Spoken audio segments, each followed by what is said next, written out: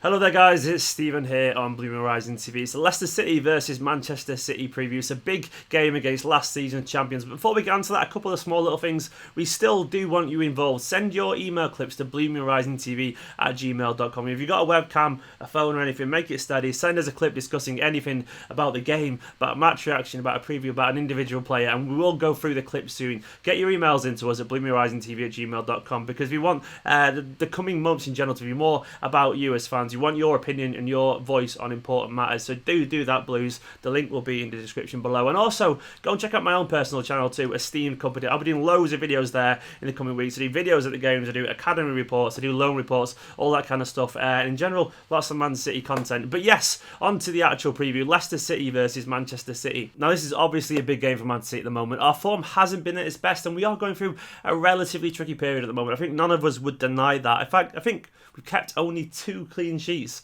in 14 Premier League games so far, and that isn't good enough for a club like Manchester City. We are still finding our best form, our best 11, our best team, and I suspect it will take a while while we try and manage this transition into life as a Pep Guardiola team, which clearly hasn't fully happened yet, but these things do take time. But in general, the one thing where there is lots of room for positivity is our away record. It is the best in the league. We are beating teams, we are scoring goals, and we are showing maybe a little bit of freedom away from home, which has become a little bit of a mental block for us in general. Now, going to Leicester as well, this is probably the kind of place we want to be going to at the moment. Leicester, they've had some fall from grace this season. I think a lot of us probably did expect it. Leicester's season last year, it was a one-off. It was a weird anomaly, and we won't see anything like that again. It was quite literally the biggest surprise in English football in my personal lifetime.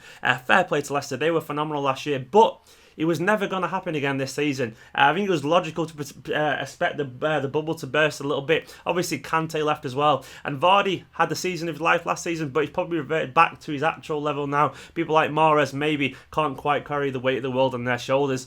And going to Leicester at the moment, they've had a pretty tough time. They struggled against Sunderland, Borough, Watford recently. They got battered 5-0 in the last Champions League game, though they are through. In general, they are through to the last 16 in the Champions League, but they are down in 16th at the moment. The fans aren't happy. There are some calls, which I find is crazy, for the head of Ranieri, but they aren't a team in great form, and given the fact that we have a strong away record, you'd feel quite confident going to their stadium at the moment. Now, obviously, a lot of this does fall on Kelechi Iheanacho's shoulders. For me, personally, he has to be the man to step in replace of Sergio Aguero. I thought he was really good against Celtic. I thought he led the line really well. He's intelligent. He needs a run of games to show what he can do. It can't be easy being someone like Kelechi and never getting a chance to prove yourself week in, week out. He gets the odd 5 minutes here, the odd 10 minutes there, every third or fourth game. That is no way for a young player to develop consistency. A run of games now will do him the world of good, and he already scored. He already looked dangerous against Celtic. I've got no hesitation to say he'll probably score again against Leicester. He is that kind of player. If you give him a chance, he is clinical, and he has the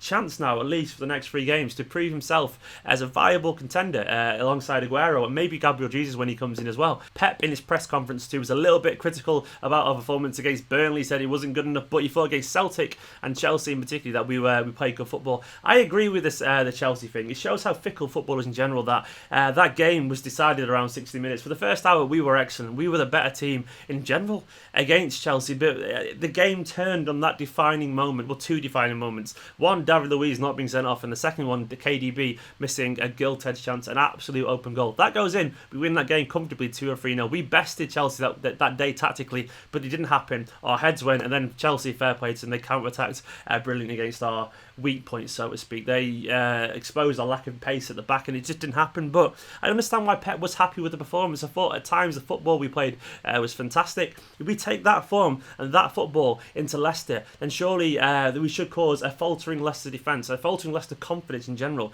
We should cause them all kind of problems. He was also very complimentary about Pablo Zabaleta in the press conference, said as his career winds down that maybe he can start playing through the middle, which I thought was interesting. Is that a hint that maybe Pablo could actually be involved past this season? His contract is up, but they might decide that they need a wizened head there. Maybe if he can play in a few positions, that might strengthen his case to be the one right back that stays if Sagna and Zabaleta, if one of them are going to stay. Because if he can play in a few roles, that definitely does, it helps him fit into the squad a little bit better. Pep, we all know, loves versatility, and I think if he can prove he can play midfield and at right back and kind of fit in anywhere, it'll help him in his career. I thought he was good against Celtic, really good. I thought he had the most energy he's had in ages, bulldozing runs, doing his best kind of Philip Lahm impression in a role that he's never played before.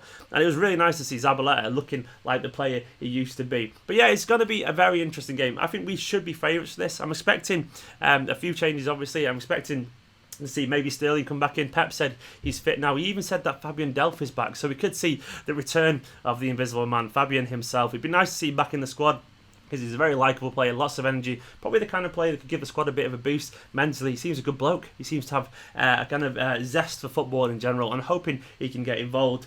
I don't see any reason why we can't be confident going to this. Our away form is excellent. Our players, our squad is looking fit and healthy. Vincent Kompany aside, Yaya will be there as an option as well. I thought Sane is developing into a decent player. His form is improving throughout. I thought Gundogan was excellent against Celtic, the sharpest I've seen him personally in a blue shirt. And I think things should be okay for us against City, but that is just my opinion. Let me know what you think the team's going to be. Get your clips sent in, as I said before. Send them to BlueMoonRisingTV@gmail.com. Go check out my own personal channel, Esteemed Company. There'll be a link somewhere on the screen at some point. And in general, Blues, let us know what you make of all this. Drop a like on the video, subscribe, and we will see you soon.